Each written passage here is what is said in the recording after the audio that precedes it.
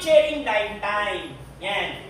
Nakakatanggap kami ni Sir Boyet niya. Kaya si Sir Boyet, laging qualified na diamond niya. Nakakatanggap niya sigurado mga 4,000, 2,000. Yun po ay bigay ng may-ari. Dagdag sa check mo. Ganun siya kabait.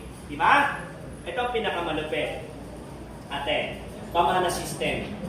Yan. Halimbawa, ikaw to ate. Empleyado ka. O manager ka na isang company. Pag nawala, ano na? Wala na. Halimbawa ako, ate Diamond. Kumikita ko ng 100,000. May car, housing lot, travel, at may 3,000 akong tao. Halimbawa ate. Pangalan mo ate? Julie. Ate Julie, ikaw yung asawa ko, halimbawa. Pag ako nawala, namatay ako, yung 100,000 ko, sa'yo.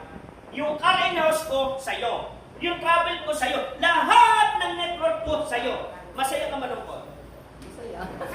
Diba? Ganito pagpipili ka na mapapangasawa.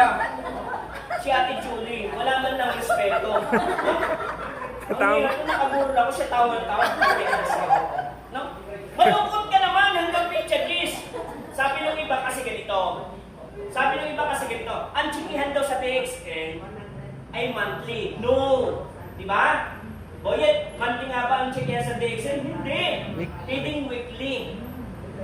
Yung isang downline ko sa Davao, yung double diamond ko, weekly talaga siya. Minsan unang buwan o ng linggo niya, 3,000 PB siya. Ang check-in ko niya, 18,000. Tapos pangalawang linggo niya, ang check-in niya, 13,000. Tapos pangatlong linggo niya, 7,000.